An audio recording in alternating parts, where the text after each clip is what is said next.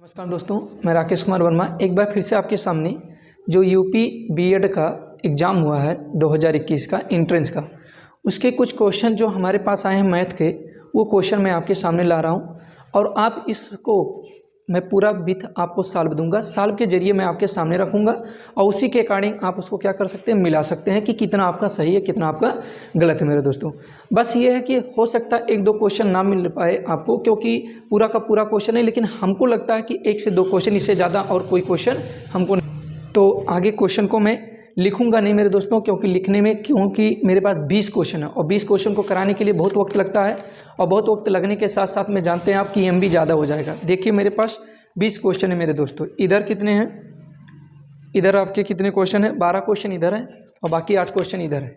तो इस तरह से मैं 20 क्वेश्चन आपके सामने लाऊंगा। हाँ, हो सकता है एक क्वेश्चन दो क्वेश्चन आगे पीछे हो सकता है, सीरियल वाइज मेरे पास नहीं है। ठीक है, देखिए क्वेश्चन कह रहा है सोमवार से बुधवार का औसत तापमान 37 डिग्री सेल्सियस और मंगलवार से गुरुवार का औसत तापमान 34 डिग्री सेल्सियस।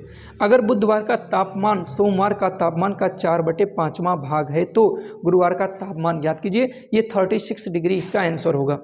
अब देखिए मैं इसको सॉल्व करूंगा। देखिए इस पेपर में अब की बार में ज़्यादातर क्वेश्चन औसत के आए थे। ठीक मेरे भैया, चलिए आप देखिएगा क्या कह रहा प्रश्न में, सोमवार से बुधवार। अगर हम सोमवार की बात करेंगे और बीच में मंगलवार आएगा और फिर आपका आएगा बुधवार। मेरे दोस्तों, मैं 60 में लिख दे रहा हूँ। अगर आपको मालूम होगा कि जो हमारा औसत होता है वो पदों का योग बटे पदों की संख्या यानी दिनों की संख्या से भाग देके ये मेरा कितना वैल्यू दिया, 37 डिग्री सेल्सियस दिया। तो मैं डायरेक्ट यहाँ पर निकालना क्या चाहूँगा मेरे भाई कि जब कभी भी हमें उन दिनों का, तीनों दिनों का योग निकालना हो तो इसको मैं लिख सकता हूँ 37 × 3, 3 सत्ते 21 का 1 2 हो जाएगा और 3 त्रिक का 9 2 11, कुछ इस तरह से हो गया। फिर आगे प्रश्न में जो कह रहा वो करते हैं। गुरुवार, मंगलवार से गुरुवार, मंगल की बात करते हैं प्लस बुधवार बीच में आएगा और प्लस गुरुवार की बात कर रहा है। इस तरह से जो इसका वैल्यू दे रहा है 34 डिग्री सेल्सियस दे रहा है औसत। तो 34 में हम 3 से गुणा कर देंगे, 3 चौक के 12 का 2 हो जाएगा और 3 त्रिक का 9 और 1 10 हो जाएगा मेरे भाई। यानी एक इक्वेशन यहाँ बना, एक इक्वेशन यहाँ बना। मेरे दोस्तों मुझे क्या चाहिए यहाँ पर, यहाँ चाहिए हमें गुरुवार और सोमवार में रिलेशन। तो गुरुवार और सोमवार में रिलेशन लेने के लिए हमको क्या करना पड़ेगा, इक्वेशन को घटा दें, यानी बुधवार और मंगलवार को हटाना है। तो जब हम इक्वेशन को घटाते हैं तो ये मंगलवार से कैंसिल, बुधवार से कैंसिल, सोमवार माइनस गुरुवार आपका ये बचेगा और ये कितना हो जाएगा मेरे भाई, 9 के बराबर हो जाएगा। बात इतनी समझ में आई। अगर मैं और प्रश्न में क्या कह रहा, प्रश्न में आपके कह रहा कि जो गुरुवार का तापमान है वो सोमवार, तो सोमवार को आप x मान लीजिए। तो गुरुवार का जो तापमान है सोमवार के तापमान का 4/5 भाग हो जा रहा है, तो ये 9, 5 × 5 - 4 यानी 1x/5 ये हो जाएगा 9। तो ये कितना हो जाएगा, x बराबर 45 डिग्री सेल्सियस। यानी ये टेम्परेचर किस दिन का निकल गया, सोमवार का। हमसे गुरुवार का आंसर पूछ रहा, तो 4/5 x का मान हम 45 लिख देंगे, 5 9 45, 9 चौक 36 डिग्री सेल्सियस आंसर हो गया मेरे दोस्तों। तो ये क्वेश्चन आपका सॉल्व हुआ। ठीक है मेरे भैया, अगले क्वेश्चन पे चलते हैं। कह रहा क्या, 120 रुपये को ABC में इस प्रकार बांटा जाता है कि A का हिस्सा B से 20 रुपया अधिक तथा C से 20 रुपये कम, तब B का हिस्सा ज्ञात कीजिए। बहुत अच्छा क्वेश्चन है मेरे भाई। चलिए आपको मैं पूरी तरह से बताऊंगा आगे। अभी यूपी SSC पेट का भी पेपर है, यूपी SSC पेट का भी पेपर है, उसमें भी देखिएगा इस तरह के क्वेश्चन आएंगे। पेट का पेपर जो होने वाला वो पहली बार ऐसा किया जा रहा है, तो जरूर आपके लिए भी ऐसे क्वेश्चन औसत के बन सकते हैं, इसीलिए आप ध्यान दीजिएगा। ठीक है मेरे भाई, 120 रुपये की बात कर रहा है, 120 रुपया है और इसको 3 लोगों में बांटना है, A और B और C में, A B और C में। प्रश्न में कह रहा है क्या कि जो A का हिस्सा है, जो A का हिस्सा है 20 से 20 रुपये अधिक है, मैंने ये मान लिया और ये 20 x + 20 हो जाएगा। अरे भाई B x है तो x + 20 A हो जाएगा। लेकिन क्या कह रहा, A C से 20 रुपये कम है, तो भैया C से 20 रुपये कम है अर्थात C 20 रुपये इससे ज़्यादा है A से, तो ये x प्लस कितना हो जाएगा, 40 हो जाएगा। इस तरह से आप तीनों जोड़ेंगे तो टोटल कितना होगा, 120 के बराबर होगा। 1 2 3x हो जाएगा और ये 40 और 20 60, 60 120 में से 60 जाएगा, 60 बचेगा, 20 × 60 यानी x बराबर 20 रुपये आ गया। और किसका मान पूछा है भैया, B का आंसर पूछा, B का हिस्सा। तो B का हिस्सा तो आप x माने थे, तो 20 रुपया B का हिस्सा हो गया। बिल्कुल आपको समझ में आ गया होगा मेरे भाई। अगले क्वेश्चन की तरफ चलते हैं। अगला क्वेश्चन मेरे पास है, 1 से 100 तक न केवल 4 से विभाज्य होने वाली संख्याएं चाहिए बल्कि वो जिसमें केवल 4 आते हों। मेरे भाई कह रहा है क्या, 1 से 100 तक 4 से विभाज्य होने वाली उन सभी संख्याओं को बताइए जिसमें 4 आए, जिसमें 4 आए। तो एक तो खुद 4 हो जाता है, 8 से भी कटता है, देखिए 8 भी कटता है 4 से, 12 भी कटता है 4 से, 16 भी कटता है, 20 भी कटता है, लेकिन हमें वो संख्या चाहिए 4 से कटने वाला जिसमें 4 आता हो। तो 24 हो गया, फिर आप 36 भी कहेंगे, फिर यहाँ पर आपका 40 हो गया, फिर आपका ये 44 हो गया, फिर आपका क्या हो जाएगा 64 हो जाएगा, फिर आपका कितना हो जाएगा 64 हो गया, और कितना हो जाएगा 1 2 3 4 5 और 84 भी हो जाएगा, 2 2 4 2 6, और इसके बीच में कोई एक और कोई 74 तो बिल्कुल नहीं कटने वाला है। 74 को अगर आप काटते हैं 4 से, 4 करने हैं बिल्कुल नहीं कटेगा। एक कोई और नंबर होना चाहिए क्योंकि इसका आंसर 7 होगा मेरे भाई, बिल्कुल 7 होगा। हो सकता है नंबर एक छूट रहा उनसे, 4 और फिर कितना हो रहा है 24, फिर कितना हो रहा है 40, 44, 64 और 64, 74 भी नहीं होगा। हाँ, एक इसमें और आएगा ना इन दोनों के बीच में, यानी इन दोनों के बीच में 48 भी होगा। बस ये था, ठीक है। चलिए ये भी हो गया। इस तरह से कितने हो गए 1 2 3 4 5 6 7। अगर इस तरह से आपको नहीं मालूम है ना तो 4 का पहाड़ा 4 मतलब नंबर ऐसे ले लीजिए, 4 2 का 4 दूना 8 नहीं, हमें 4 का चाहिए जिसमें 4 आता हो। तो 4 दूना 8 4, अब फिर 3 से 3 चौके 12, फिर 3 के बाद 4 चौके 16। मतलब मैं क्या कह रहा हूँ, 4 में 1 से आपने मल्टीपल किया 4, 4 में 2 से मल्टीपल करेंगे 4 दूना 8, 4 से 3 में मल्टीपल करेंगे 4 3 12, 4 में 4 से मल्टीपल करेंगे 16, 4 में 4 5 से मल्टीपल करेंगे 20, और 4 में 6 से मल्टीपल करेंगे 24, 4 में 6 किसी ने 7 से 7 चौक 28। मेरे दोस्त इसमें कोई लॉजिक नहीं बनेगा, इसीलिए मैं ऐसा कर रहा हूँ, नहीं तो मैं समांतर श्रेणी का रूल लगा देता, लेकिन समांतर श्रेणी का रूल बनेगा नहीं। फिर आप इसमें करेंगे 8 चौक 32, फिर 4 से करेंगे 9 चौक 36, फिर आप 10 से करेंगे 40, फिर 11 से करेंगे तो 44। तो इस तरह से जिसमें केवल 4 आते हैं, जिसमें केवल 4 आते हैं वही नंबर आपको लेने हैं, वही नंबर आपको लेने हैं। फिर 12 करेंगे ना तो 12 चौक 48। तो इस तरह से आपके ये नंबर बनेंगे, ठीक है। इस तरह से नंबर बनाने का तरीका भी होता है। चलिए अगले क्वेश्चन की तरफ चलते हैं मेरे भाई, और वीडियो आपको अच्छी लगे तो जरूर शेयर करिए और लाइक भी कीजिएगा। अगले क्वेश्चन की तरफ चलते हैं। अगला क्वेश्चन क्या कह रहा है मेरे भाई, हाँ, एक फल यानी एक विक्रेता 1 रुपये में 6 नींबू खरीदता है, उसे 20% मुनाफा हासिल करने के लिए 1 रुपये में कितने बेचने होंगे। तो दोस्तों 20% की बात करते हैं तो 20% का मतलब 1/5 होता है। अगर ये क्या कर रहा है 1 रुपये में 5 नींबू बेचेगा तो उसे 20% का लाभ होगा। लेकिन अगर मान लेते हैं किसी भी वस्तु का CP जो होता है 100 रहता है, तो SP क्या हो जाएगा 20% का लाभ कमा रहा है। तो 1 रुपये में वो नींबू को बेच रहा है, और 100 रुपये अगर 100% रहता अपने आप में तो 120 और बटे कितना हो जाएगा 100। तो ये इससे आप काटा पीटी करेंगे तो 1.2 यानी 6 नींबू का, यानी 6 नींबू का SP बराबर कितना रुपया हो गया, इतना। तो हम कहते हैं 1 रुपया यानी ये इतना रुपया, 1 रुपये में कितना नींबू वो करेगा। 1 रुपये में अगर बेचना हो तो 6 बटे कितना हो जाएगा 1 दशमलव इतना, 1 दशमलव इतना हो जाएगा। यानी इसको हम इतना लिख सकते हैं, बिल्कुल। दशमलव के बाद जीरो का कोई मतलब नहीं है, 2 जीरो हो गए। तो अब यहाँ पर 1 जीरो है, 1 दशमलव है, तो 1 अंक हम जीरो ऊपर दे देंगे, ये हो जाएगा 12 पंचे 60, तब भी आया कितना 5। यानी 1 रुपये में 5 नींबू अगर बेचा जाए तो उसे 20% का मुनाफा हो सकता है, ठीक है। यानी होगा, हो सकता नहीं होगा, ठीक। अगले क्वेश्चन की तरफ हम चलते हैं। भावना नाम की एक लड़की है जो 3000 किलोमीटर की हवाई यात्रा की, जिससे कुल यात्रा का 2/5 हिस्सा बना। वह कार से यात्रा का 1/5 भाग की और ट्रेन से शेष यात्रा की। तो ट्रेन से की गई यात्रा की दूरी ज्ञात करनी है। देखिए क्या कह रहा, 3000 किलोमीटर जब वो हवाई जहाज से यात्रा करती है तो पूरी यात्रा का 2/5। तो मैं पूरी यात्रा का डिस्टेंस मान लेता हूँ कि पूरी यात्रा का जो डिस्टेंस है वो मेरा डिस्टेंस x है मेरे भाई। तो जब पूरा डिस्टेंस x है तो x का कितना 2/5 भाग पूरा कर रही है कितने में 3000 किलोमीटर।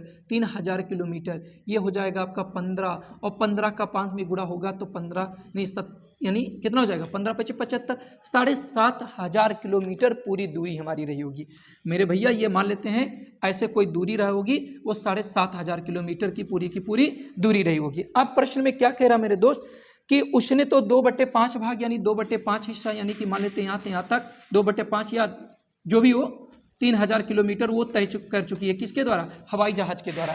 और किससे, हवाई जहाज से, हवाई जहाज के जरिए तय कर चुकी है।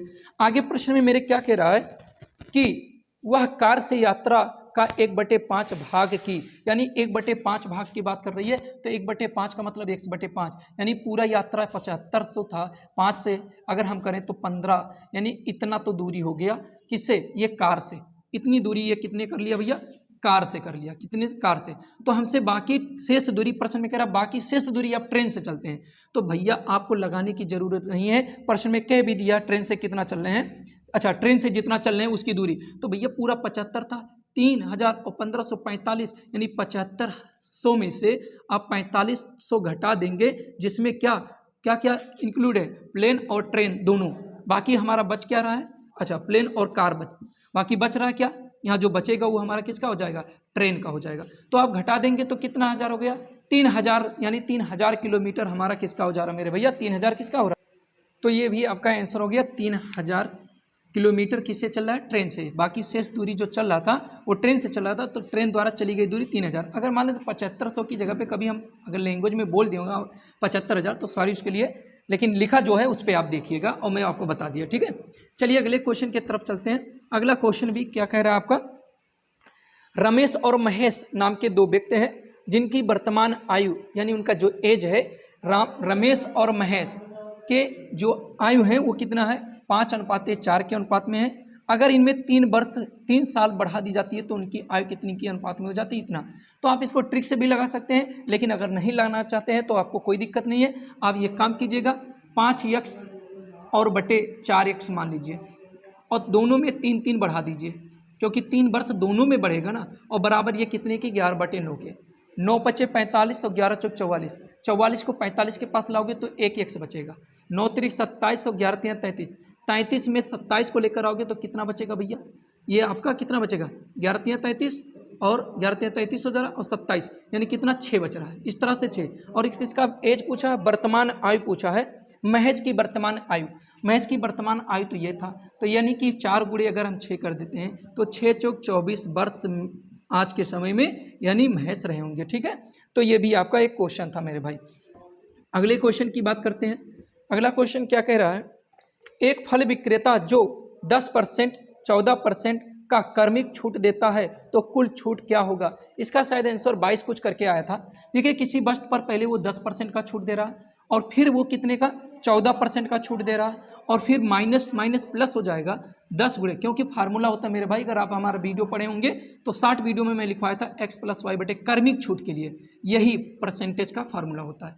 तो भैया जब छूट दे रहा तो माइनस माइनस और प्लस 10 गुणे कितना? 14 और बटे 100, ये हो जाएगा परसेंट में। तो इस तरह से ये दोनों कितना हो जाएंगे? माइनस 14 10 24, और ये कितना हो जाएगा? 1 0 इससे कैंसिल, 2 7 14 और 2 5 10, यानी 5, यानी 7 बटे कितना हो जाएगा मेरे भाई? 5 हो जाएगा। ठीक है, अब ये काम करते हैं, इनका इसमें गुणा, तो 24 पंचे 120, 120 में 7 अब घटाएंगे तो कितना हो जाएगा? माइनस 113 और बटे 5, ये आप करेंगे तो कितना? 5 दूना 10 हो जाएगा, 1 बचा, 5 दूना 10 हो जाएगा, और 5 36 माइनस, नहीं ओवरऑल उससे कितने परसेंट का छूट मिल रहा है मेरे भाई? 22.6% का। माइनस में नहीं दिखाया होगा, हो सकता है ऑप्शन में 22.6, लेकिन आपका सही है। ठीक है मेरे भैया, थोड़ा इधर बारिश हो रहा है तो अगर आपको आवाज़ बारिश की आएगी तो कोई दिक्कत नहीं है। फिर आगे प्रश्न में कह रहा क्या? अब ये अगला क्वेश्चन है, कह रहा क्या? ये भी औसत एवरेज का ही क्वेश्चन है। जनवरी से मार्च तक का औसत उत्पादन से लेकर है 1500 टन है, और 1200 टन मिला देने पर अप्रैल शामिल हो जाता है, तो जनवरी से अप्रैल का औसत। तो देखिए, बहुत अच्छा क्वेश्चन ये भी है मेरे भाई। कह रहा क्या प्रश्न में? जनवरी से अप्रैल, जनवरी से मार्च की बात करता है, तो इसमें इसके बीच में एक और आ जाता है जो आपका फरवरी होता है, और ये आपका मार्च। अब इसका एवरेज दिया कितना? 1500 दिया है, हम 3 से इसमें मल्टीपल कर लेंगे, 4500 हो जाएगा मेरे भाई। तो जनवरी, फरवरी और मार्च का हो गया। अब कह रहा है इसमें अप्रैल शामिल हो रहा है, अप्रैल को भी शामिल किया जा रहा है, लेकिन कब? जब इसके मान में 1200 टन जोड़ दिया जाता है। तो इस तरह से 0 0 5 2 7 और 4 1 5, यानी 57। तो इस तरह से कितने महीने हो गए भैया? 4। तो 4 से हम भाग दे दें इसमें, तो कितना हो जा रहा है हमारा? 4 करने 4 हो जा रहा है, 2 बचेगा, 4 2 बच रहा है, हाँ 1 बच रहा, 4 चौक के 16 हो जाएगा, और फिर कितना बचेगा? आपका 1 बचेगा, 4 दूना 8 हो जाएगा, 4 पंचे 20, थोड़ा सा 1625 रुपया इनका क्या हो जाएगा, एवरेज हो जाएगा मेरे दोस्तों। ठीक है, किसका, जनवरी से लेकर अप्रैल का एवरेज जो होगा वो कितना हो जाएगा, 1625। अरे ये गलत हो गया, ये आपका रहेगा 1425 आएगा मेरे दोस्तों, वो गलती से काटने में दिक्कत हो गया। ठीक है, चलिए कोई बात नहीं, आगे आप देखिएगा। टेबल थोड़ा सा लेने में गलती हुआ, कुछ थोड़ा सा दिमाग इधर उधर होने लगता है ना साउंड की वजह से, और कोई बात नहीं है। अगला क्वेश्चन क्या कह रहा है, सबसे छोटी पूर्ण वर्ग संख्या जो 15, 18, ये क्वेश्चन ये भी था मेरे भाई, 15, 18 और 25 से पूर्णता विभाज्य हो जाए। बहुत बेहतरीन क्वेश्चन ये भी था। और ये प्रश्न में कह रहा है क्या कि पूर्ण वर्ग है ऐसा कोई जिसका ऑप्शन, इसको हम ऑप्शन से लगाना सबसे बेटर समझते हैं मेरे भाई। ऐसे क्वेश्चन को आप ऑप्शन से ही लगाया कीजिए, क्योंकि इससे बेहतर और भी कोई चीज़ है ही नहीं। 225 ये डी ऑप्शन, ये सी और ए। देखिए ऐसे प्रश्न को हम लोग कैसे सॉल्व करते हैं मेरे भाई। कह रहा क्या, पहली बात तो वो इनमें से कोई एक नंबर होगा जो पूर्ण वर्ग होगा। पूर्ण वर्ग की बात करें तो ये 25 का स्क्वायर, ये 30 का स्क्वायर, ये किसी का स्क्वायर होता ही नहीं है, और ये आपका हो जाएगा 15 का।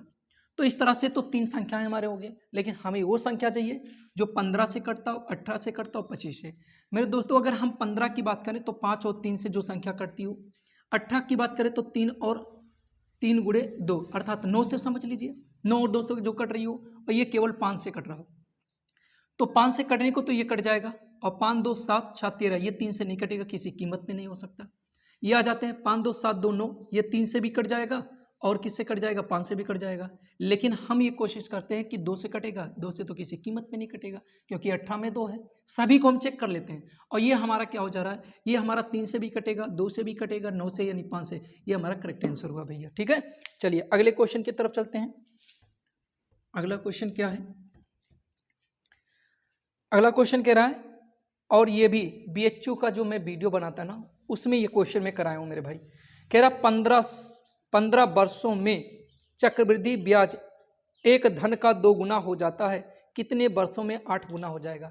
यानी कि जो हमारा अमाउंट होता है वो हमारे मूल धन के यानी प्रिंसिपल अमाउंट का 2 गुना हो जा रहा है। यानी सूत्र क्या होता है पहले ये समझ लीजिएगा, अमाउंट इक्वल, हाँ ये हमारा प्रिंसिपल अमाउंट हो जाएगा, और R/100 का होल पावर n या t, जहाँ पर ये वर्ष बताता है, चाहे आप n में लिखें चाहे t में लिखें। जो चक्रवृद्धि ब्याज है मूलधन का 2 गुना हो जा रहा है, p हो जाएगा 1 + R/100 का होल पावर, कितने वर्षों में कह रहा है, 8 यानी 15 वर्षों में। 15 वर्षों में इतना हो जा रहा है। तो जब आप इसको इससे कैंसिल कर दोगे मेरे भैया, आप इससे इसको कैंसिल कर दोगे तो ये कितना बच रहा, 2। अच्छा हम 2 का कितना पावर कर दे कि 8 बजाएं, तो 2 का 3 पावर लगा सकते कि नहीं, 2 पर 3 पावर, अर्थात मैं क्या कर सकता हूँ इससे, यानी कि 3 पावर, तो ये हो जाएगा 1 + R/100 का होल पावर 15 का भी हम 3 पावर लगा देंगे, तो ये गुणा करने पर 15 × 3 यानी 45 वर्षों में, 45 वर्षों में कितना हो जाएगा, 8 गुना हो जाएगा मेरे भाई। ठीक है, तो इस तरह से आप भी इस क्वेश्चन को सॉल्व कर सकते हैं या मिला भी सकते हैं। ठीक है, अब अगले क्वेश्चन की बात करते हैं। कह रहा है क्या, 3200 को क्रमशः 3:5:8 के अनुपात में A, B, C में विभाजित या बांटा जाता है, तो B और C के अंतर का मान क्या होगा। देखो 3200 रुपये हैं, और इस 3200 रुपये को मैं क्या कर रहा हूँ, 3 लोगों में बांट रहा हूँ, A, B और C, कितने के अनुपात में, 3:5:8 के अनुपात में। ठीक है, तो मैं कहता हूँ कि सभी को x कर दो, सभी में x नाम की व्यक्ति को डाल दो, तो कितना हो जाएगा, 8 × 5 = 13 और 3 = 16 x बराबर कितना हो गया, 3200 रुपया, 16 दूना 32, 2 हो गया, x बराबर कितना हो जाएगा, 200 रुपये, यानी 200 यूनिट, यानी 1 यूनिट का मान 200 वैल्यू आया। हमसे पूछा क्या है, B और C का अंतर। B और C का अंतर मतलब जो बड़ा होता है उसमें से घटाया जाता है, तो 8 में से 5 जाएगा तो कितना बचेगा, 3x, और 3 × 2 कर देंगे आप तो 2 × 3 = 6, 600 रुपया अंतर हो जाएगा मेरे भाई। ठीक है, चलिए अगले क्वेश्चन की तरफ चलते हैं मेरे भाई।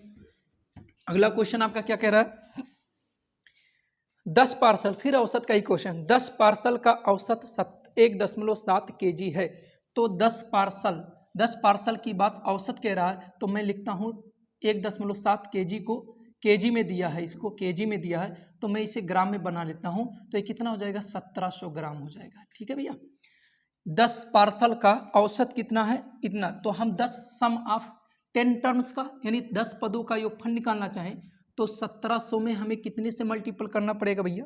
10 से। इस तरह से ये कितना हो जाएगा? 17,000। यानी 10 पदों का योगफल यानी 10 पार्सल का योगफल निकल गया। 10 पार्सल का योगफल निकल गया। ठीक है, आप थोड़ा सा ज़्यादा मैं लिखूंगा नहीं। आगे फिर प्रश्न में कह रहा है नया पार्सल जोड़ने पर औसत 60 कम हो जाता है। तो नया पार्सल अगर आप इसमें जोड़ते हैं तो 11वां पार्सल हो गया, 11वें पार्सल का। और जो करते हैं इसका जो औसत आता है, औसत कह रहा है जो पहले औसत था उसमें से 60 कम हो गया। तो जब 1700 में से आप 60 घटा देंगे तो कितना हो जाएगा? 1640। तो 1640 हो जाएगा इसका औसत। ये एवरेज की लाइन है। अब ये सम की लाइन अगर हम करें तो 1640 गुणे 11 कर देंगे। आगे प्रश्न में क्या कह रहा है? तो नए पार्सल का वजन बताइए।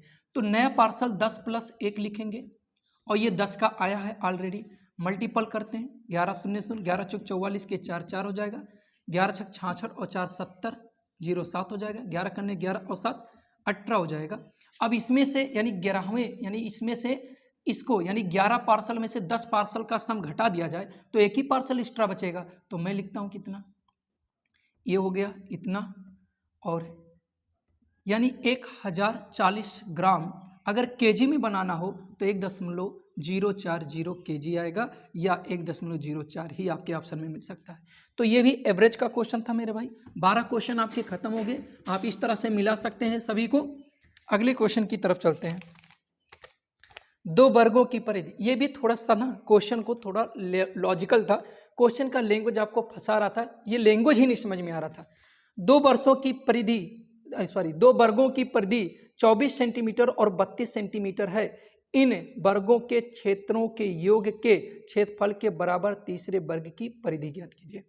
अब आपको समझना है कि कह रहा क्या। ये इसके लैंग्वेज के कहने का मतलब यह है कि 2 वर्गों की, पहले ये क्या दिया है? परिधि दिया। परिधि का मतलब पेरीमीटर यानी परिमाप। वर्ग है, 2 वर्ग है, दोनों के परिमाप। वर्ग में सभी साइड आपस में क्या होती है मेरे भाई? बराबर होती हैं। ठीक है, सभी के बराबर होते हैं। इसकी पेरीमीटर को मैंने 4a मान लिया क्योंकि इसका फार्मूला होता है वर्ग का परिमाप बराबर 4a, यानी जितनी भुजाएं होती हैं सभी को जोड़ दिया जाता है। अब यहाँ पर दिया कितना है? इसका मान दिया है 24 सेंटीमीटर। तो ये 4 छक 24 6 हो जाएगा, यानी a1 बराबर 6 सेंटीमीटर। और इसका 4a2 दिया है कितना? 32 सेंटीमीटर। तो 4 8 32 यानी a2 बराबर 8 सेंटीमीटर मेरे भाई। ठीक है, अब इसके बाद फिर आपको क्या करना है? इनके क्षेत्रफलों के योग के बराबर एक दूसरा वर्ग है उसका इस बराबर है। तो मेरे भैया बड़े वाले का यानी बड़े वाले वर्ग का एरिया तो यानी a1 square plus a2 square, और जब इसका भुजा का माप निकालेंगे यानी इसकी भुजा a निकालेंगे, क्या निकालेंगे? a, बड़े वर्ग की भुजा निकालेंगे। यहाँ मैं लिख दे रहा हूँ, बड़े वर्ग की जो भुजा होगी प्रश्नानुसार कहा है कि इस बड़े वाले का एरिया बराबर दोनों छोटे छोटे वर्गों के एरिया के योग के बराबर है। यही प्रश्न में कहा था। तो 6 का स्क्वायर 36, 8 का स्क्वायर 64, 64 और 36 100 का वर्गमूल 10। अब बड़े का जो क्या हो जाएगा? गुणे 10, 10 चौक 40, यानी इसके जो पेरीमीटर करें तो 40 सेंटीमीटर आएगा मेरे भाई। ठीक है, चलिए अगले क्वेश्चन पे चलते हैं। अगला क्वेश्चन हमारा क्या कह रहा है? अगले क्वेश्चन में कह रहा है कि 12 के 2 गुणकों का एलसीएम 1056 है। यदि संख्याओं में से एक 132 है, दूसरी संख्या ज्ञात कीजिए। इसको भी ऑप्शन से ही आप लगा सकते थे। कह रहा क्या? 12 के 2 गुणक हैं, 12 के गुणक मतलब 12 के ही फैक्टर में आते हैं। हमको इससे कोई मतलब नहीं था। इसमें हमें कह रहा है एलसीएम 1056। एलसीएम कितना है मेरे भैया? 1056 है, जिसमें से नंबर 1 यानी पहला नंबर कितना है? 132 है। तो दूसरे नंबर की बात कर रहा है तो मैं कहता हूँ 96 है, 132 है, 12 है और 72 है। अगर आपसे मैं ये कह दूं कि 12 का तो गुणनखंड होना चाहिए, तो मैं आपसे कहता हूँ पहले नंबर तो 132 है, दूसरा 132 कर दोगे तो 132 132 दोनों में कॉमन हो जाएगा, एचसीएफ निकलेगा ही नहीं, यानी एलसीएम नहीं आएगा, एचसीएफ 132 आ जाएगा। अगर यहाँ पर हम करें तो पहला नंबर 132 है और अगर इसमें देखा जाए तो 12, तो 132 को मैं कितना लिख सकता हूँ? 132 को अगर मैं कहूँ तो 12 गुणे 11 लिख सकता हूँ। और ये दूसरा नंबर है तो 12, दोनों में जो मिला एलसीएम के लिए जो दोनों में मिलता वो तो लिखा ही जाता है, और जो नहीं मिलता वो भी। तो क्या दोनों का गुणा 11 दूना 22, 11 करने 11 और 2 13, 132 आएगा, यानी संभव नहीं हुआ। 72 की बात करते हैं तो 72 को कितना लिख सकते हैं भाई? 72 को अगर हम कहें 132 को हमने लिखा 11 गुणे 12 और 72 को 12 छक 72 यानी इतना, दोनों में 12 मिल गया तो इसलिए 6 नहीं मिला और 11, अब 11 छक 66 यानी 66 हो जाएगा। मैं आपको सिखाना चाह रहा हूँ, हो सकता है इस तरह का और क्वेश्चन आए। 12 छक 72 का 2 7 हो जाएगा, 12 छक 72 7 79, क्या है ये आया? तो इस पर भी नहीं आया, इस पर भी नहीं आया, इस पर भी नहीं, तो 96 पर आएगा। चलिए चेक करते हैं, यानी कि 132 को आपने लिखा 11 गुणे 12 और इसको 12 छक 72, 12 अट्ठे 96 यानी 8 बार, 12 तो दोनों में कॉमन हो गया, कॉमन हो गया, बच कितना रहा? 11 और 8, 11 अट्ठे 88 हो जाएगा आपका।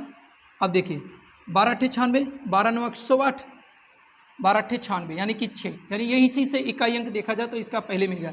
12 अट्ठे 96 हो जाएगा, 9 12 अट्ठे 96 हो जाएगा और कितना हो जाएगा? 96 यानी बिल्कुल ये 5 हो जाएगा, 105 होगा ना। फिर 12 करने 12 और कितना हो जाएगा? 8 20, सही, 12 और 2 सही है, यानी ये आपका होगा मल्टीपल करने पर कितना आएगा? इतना। अरे भाई 12 अट्ठे 96 का 6 9 हो गया, 12 अट्ठे 96, 96 में 9 आप जोड़ेंगे, 9 6 15 यानी 105, 5 10 लिख दिया और 12 करने, अच्छा 12 नहीं है बिल्कुल, और 12 में 10 जोड़ देंगे तो कितना हो जा रहा है आपका? तो ये आपका आंसर कितना हुआ? जब आप मल्टीपल किए तो 105 ही आएगा, ठीक है।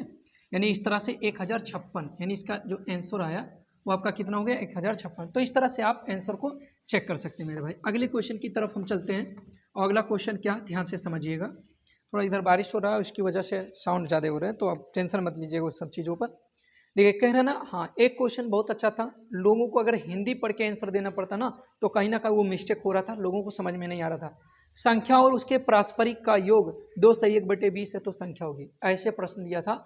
एक संख्या यानी संख्या और उसके पारस्परिक, पारस्परिक का मतलब जब आप इंग्लिश में जाएंगे ना तो वहाँ पर लिखा हुआ था क्या? रेसिप्रोकल लिखा था, ठीक है। तो ये तो कोई संख्या x है और उसका 1/x अगर ऐड कर दिया जाए तो कितना हो रहा है? 2 सही 1/20 का मतलब 20 दूना 40 और 41/20। अब उसमें ऑप्शन दिया था, ऑप्शन दिया था शायद 5/4 और 4/5 को जब आप ऐड करोगे ना तो यही आपका आंसर आएगा मेरे भैया। तो देखिए जब इसको आप 5 यानी 5 5 25 और 5 चौक के 4 चौक के 16 और 5 चौक के 20 ही जिस ऑप्शन में आ गया, ऐसा ऑप्शन था तो सिर्फ एक ही नंबर से यानी कि 20 हो जाता है, यानी 5 और 4 का अपोजिट। तो इस तरह से आप इसका जब वैल्यू जोड़ेंगे तो कितना हो जाएगा? 41/20, जिसको हम 2 सही 1/20 लिख सकते थे। तो इस तरह से इसको सॉल्व कर सकते हैं, नहीं तो फिर आपको करना था तो x² + 1/x, तो ये सब करना हमको सही नहीं लगता और ना आपको भी। तो फिर इसका क्या होता है? 20x² और प्लस 20 = 41x, फिर इधर लाते 20x² - 41x और प्लस 20, इतना हो जाता है आपका 0। तो इस तरह से आपको करना सही नहीं था, आप वही से ऑप्शन से लगाइए, सबसे आसान है, ठीक है मेरे भाई। अगले क्वेश्चन पे चलते हैं। अगला क्वेश्चन क्या कह रहा है कि एक बैग में 600 रुपया पूरा टोटल है, जिसमें 3:4:12 के अनुपात में 1 रुपये के सिक्के, 50 पैसे सिक्के और 25 पैसे के सिक्के हैं। तो 25 पैसे के सिक्कों की संख्या ज्ञात कीजिए।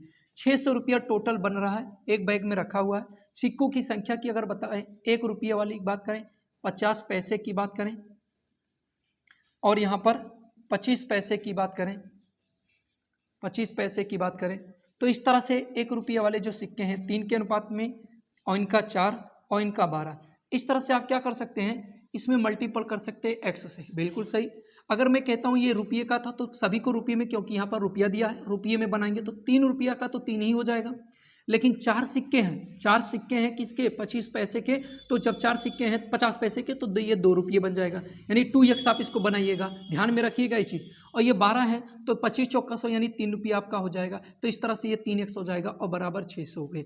तो 3 और 3 6 2 8 हो जाएगा, यानी कितना हो जाएगा भैया? 8x हो जा रहा है। 8x बराबर कुछ इतना हो जाएगा। अगर आप करेंगे तो इसको 8 सत्ते 56 हो जाएगा, 8 सत्ते 56 हो जाएगा। बचा कितना? 4, 8 पंचे 40, कितना? 8 पंचे 40, यानी x बराबर कितना हो जाएगा? 75।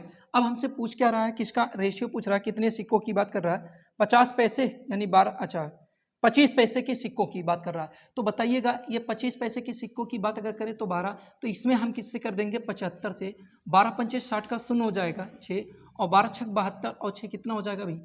72, 12×6 = 72, 12×7 = 84 और 6 कितना हो जाएगा 90। यानी इस तरह से 25 पैसे के जो सिक्के थे, 25 पैसे के जो सिक्के थे मेरे भैया 900 पूरा आंसर हो गया। ठीक है, तो अगले क्वेश्चन पे चलते हैं। देखिए थोड़ा सा इसमें एक ही चीज़ का लॉजिक था, जब आप 12x करते तो 12x से जब उसको जब 12 दिया था, 12 सिक्के थे तो वो आपको रुपये में बदलना पड़ता, 25 पैसे के जो सिक्के थे और 50 पैसे के। दो प्राकृतिक क्रमागत विषम संख्याओं के वर्गों का योग 394 संख्याओं का योग। तो भैया आपको मैं बता दूं कि विषम संख्या जब मान्य होती तो पहली विषम संख्या 2x माइनस होती है और कंजुकेटिव दूसरी वाली जो होती है वो 2x + 1 हो जाता है। और दोनों के वर्गों का योगफल कितना कह रहा मेरे भाई, दोनों के वर्गों का योगफल 394 दिया है। तो ध्यान में रखिएगा ये a+b का होल स्क्वायर और ये a-b का होल स्क्वायर, a+b का होल स्क्वायर, a स्क्वायर जुड़ेगा यानी 2 हो जाएगा, यानी कि ये 2 दूना 4x स्क्वायर और +1 और ये 2 दूना 4x स्क्वायर और +1, इस तरह से 394 हो गया। 4 4 8x स्क्वायर और 2 इधर आएगा तो 394 - 2, तो इसको लिख सकते हैं 392। अब इसको काट दीजिए, ये हो जाएगा 8 चौक 32 हो जाएगा, 8 चौक 32 हो जाएगा, 6 और कितना हो जाएगा 8 चौक 32 और कितना हो रहा है 5, कितना 32, 8 9 72, बिल्कुल x स्क्वायर बराबर 49 हो गया। तो x बराबर आपका क्या हो जाएगा +-7, लेकिन आप यहाँ पर प्लस लीजिएगा और वैल्यू कितना आ जाएगा यहाँ पर रखिएगा। तो 7 दूना 14 - 1 1 13 हो जाएगा और 7 दूना 14 + 1 13 14, यानी कि ये हो जाएगा 15। और इसमें पूछा है प्रश्न में कुछ और ही पूछा है, संख्याओं का योगफल दोनों का 28 हो जाएगा आपका आंसर, 5 3 8 1 1 2। तो इस तरह से इसका भी आंसर हो गया मेरे भैया। ठीक है, अगले क्वेश्चन की तरफ चलते हैं। अगला क्वेश्चन ये भी मैं क्वेश्चन बताया हूँ, करड़ी का है, यानी वर्गमूल वाले चैप्टर का। कह रहा है यदि करड़ी में 40 96 का वैल्यू 64 है तो 40 96 और प्लस 40.96 और प्लस 0.004096। मैं हूबहू ये क्वेश्चन बताया हूँ, वीडियो में आप देख सकते हैं, उसमें मैं बिल्कुल आपको बताया हूँ जब square root and cube root कराया हूँ। ठीक है मेरे भैया, वर्गमूल एंड घनमूल। देखिए इसका वैल्यू तो बिल्कुल ये हो गया और इसका भी वैल्यू सेम यही रखेंगे, लेकिन इसमें 2 अंक के बाद दशमलव तो 1 अंक के बाद दशमलव। इसका भी वैल्यू, क्योंकि हमें नंबर सिर्फ इतना देखना है, तो इसका भी 64 होगा, लेकिन कितने अंक है 1 2 3 4 5 6 के बाद, तो 3 अंकों के बाद दशमलव, तो ये हो जाएगा यहाँ। देखिए ये पॉइंट के बाद के नंबर हैं, यहाँ 0.0 तो 606 होगा और 6 4 10 का 0 हो जाएगा, 6 1 7 यानी 70 हो गया। और फिर ये पॉइंट के तुरंत बाद के अंक में तुरंत बाद वाला जुड़ जाएगा, 4 हो जाएगा और 6 4। तो इस तरह से जो इसका आंसर होगा ये करेक्ट आंसर हो गया। ठीक है मेरे भैया, अगले क्वेश्चन की तरफ चलते हैं। सभी क्वेश्चन आपके सामने हैं। कह रहा है ए और बी की आय का अनुपात, ए और बी हैं, इनके इनकम का अनुपात 2:1 दिया है तथा इनके खर्च का अनुपात एक्सपेंडिचर का 5.3 दिया है, और फिर इनके कुल सेविंग का इनका दिया है कितना 4:1, जबकि इनका टोटल सेविंग जो हो रहा है वो 5,000 रुपये हो रहा है। बिल्कुल, तो 5,000 रुपये जो बचा रहे हैं, तो हम एक काम करते हैं, 4 1 5x हो जाएगा। अगर ये 5x ना मान के हम यहाँ पर a मान लेते हैं, या 5 यूनिट, चलिए 5 यूनिट दे दिए, 5 यूनिट का मान कितना हो जा रहा है, कितना हो गया मेरे भैया 5,000, तो यह कितना हो जाएगा 1, यानी 1 यूनिट का मान कितना हो जा रहा है 1,000 रुपया, 1,000 रुपया ये बचा रहे हैं। तो बताओ ये वाला कितना बचाएगा, 1,000 रुपया बचाएगा, और ये वाला कितना बचाएगा 4,000 रुपये बचाएगा। बिल्कुल सही, चलिए कोई दिक्कत नहीं। अब इसमें कह रहा कि मैं मान लेता हूँ यहाँ पर x और यहाँ पर मैं मान लेता हूँ y, कोई दिक्कत। इनके जो खर्च, अब हम कहते हैं कि भैया जब इनका हमें बचत निकालना हो, इनका क्रॉस मल्टीपल से भी सिस्टम होता है शॉर्टकट से, लेकिन आपको वो लॉजिक अभी पूरी तरह से बताना पड़ेगा, पहले यही सीख लीजिए। इनकम ए का एक्सपेंडिचर इसका, तो 2x - 5y और बराबर कितना 4,000 के हो जाएगा। 1x - 3y बराबर कितना 1,000 के, 2 से मल्टीपल करिए, 2 3 6 हो जाएगा और यहाँ पर 2 हो जाएगा। अब यहाँ पर आप करेंगे घटा देंगे, तो ये इससे कैंसिल, 6 में से 5 जाएगा तो 1y बचेगा, और ये कितना बचेगा, ये कितना बचेगा 2,000। तो y का जो मान आना था 2,000 आ गया। अगर y का मान 2,000 आया है तो x का मान निकलना हो, किसका पूछा ये देख लें, हो सकता है यही आंसर हो जाए। किसका पूछा है, संख्याओं का, कहा गया क्वेश्चन, तो b की आय ज्ञात करनी है। तो भाई b की आय तो इनकम ही है, तो हमें x का मान निकालना ही पड़ेगा। अभी अभी आपने एक क्वेश्चन निकाला, यानी यहाँ पर रख दे दें 2x - 5 × 2, ठीक है, और बराबर 14 हो जा रहा है, यानी 4,000 हो जा रहा है। तो इस तरह से कितना 5 दूना 10 और ये 4 कितना 14,000 हो जाएगा, और 2 सत्ते 14, 7 हो जा रहा है। एक्स का मान कितना हो रहा मेरे भैया 7,000। तो 7,000 आपका आंसर हो गया, क्योंकि बी का मान एक ही एक्स है, तो ये आंसर हो गया। ठीक है, तो इस तरह से आप इसको सॉल्व कर सकते हैं, नहीं तो क्रॉस मल्टीपल से भी लगा सकते हैं, जिसको हम तिर्यक मल्टीपल भी कहते हैं ना भैया। अगले क्वेश्चन की बात अगर हम करें, अगला क्वेश्चन हमारा क्या है, लास्ट क्वेश्चन है ए बी सी का औसत, फिर एवरेज का क्वेश्चन आया, बहुत अच्छा क्वेश्चन ये भी है। ए बी सी का औसत 45 है, तो यानी ए प्लस बी प्लस सी का एवरेज 45 है, तो 45 गुणे 3 इनका सम लिखेंगे। ए प्लस ए और बी का औसत, ए प्लस बी का औसत कितना है 40 है, तो 40 गुणे 2 लिख देंगे। फिर हमसे कह रहा है बी प्लस सी का औसत, तो बी प्लस सी की औसत की बात करते हैं तो 43 कह रहा है, 43 गुणे 2 हो जाएगा। तो कह रहा है ए का मान निकालो। ए का मान निकालना सबसे आसान क्या होगा, इसी मान को ले चल के इसी में पुट कर दें। तो ए का सिर्फ मान पूछ रहा है, तो जब रख देंगे इसका वैल्यू यहाँ पर, तो इस इक्वेशन का हमें कोई मतलब नहीं है। तो रखेंगे क्या हो जाएगा, ए प्लस 3 दूना 6 और 4 दूना 8 इक्वल 5 तियाँ 15 और 4 तियाँ 12 और 1 13 हो जाएगा। अब देखिए ए बराबर कितना 135 माइनस 86, 15 में से 6 गया 9 हो गया, और ये कितना होगा ए बराबर 49। तो ये आपका हुआ लास्ट क्वेश्चन दोस्तों। इस तरह से आपके क्वेश्चन खत्म होते हैं। तो आप चैनल को क्या कीजिए, सब्सक्राइब कीजिए, लाइक कीजिए और वीडियो को शेयर भी कीजिए दोस्तों। इतना तो आप कर ही सकते हैं, बाकी जो भी था क्वेश्चन में करा दिया। इसमें 3 क्वेश्चन 4 क्वेश्चन शायद नहीं हो पाए हैं, क्योंकि पूरा क्वेश्चन मिल नहीं पाया है। अगर मिला होता तो वो भी मैं करा देता। देखिए क्वेश्चन एक और था, ग्राफ करके क्वेश्चन था, वही शायद क्वेश्चन नहीं मिल पाया है। और उसी क्वेश्चन में कुछ ऐसे ग्राफ करके क्वेश्चन था, बता रहे हैं ऐसे कुछ ग्राफ करके था। तो इसमें 1 क्वेश्चन 2 क्वेश्चन और 3 क्वेश्चन, दूसरे का शायद 297 करोड़ करके एक आंसर आएगा, उसको आप लिखिएगा। बाकी ये और ये 2 क्वेश्चन दिमाग में है नहीं, इसीलिए मैं आपको बता नहीं पा रहा हूँ। ठीक है, बाकी इसका आंसर मेरे दिमाग में था तो इसीलिए मैंने बता दिया। लेकिन आप ज़्यादा से ज़्यादा वीडियो को शेयर कीजिए। हाँ, आज के इस वीडियो में थोड़ा सा आवाज़ की वजह से डिस्टर्बेंस हुआ है, क्योंकि थोड़ा इधर बारिश की वजह से टीना रखा हुआ है, तो उस पर आवाज़ ज़्यादा आती है मेरे दोस्तों। तो इसी वजह से थोड़ा सा डिस्टर्ब हो जाता है दिमाग। जब साउंड होता है ना, तो दिमाग क्या होता है उस पर जाने लगता है। तो जो चीज़ें हम एक्चुअल में प्रेजेंट में करते हैं ना, उस पर ना होकर उस चीज़ों पर, क्योंकि इस पर नोटिस देखिए फिर से बारिश होना शुरू हो गया। तो जय हिंद दोस्तों।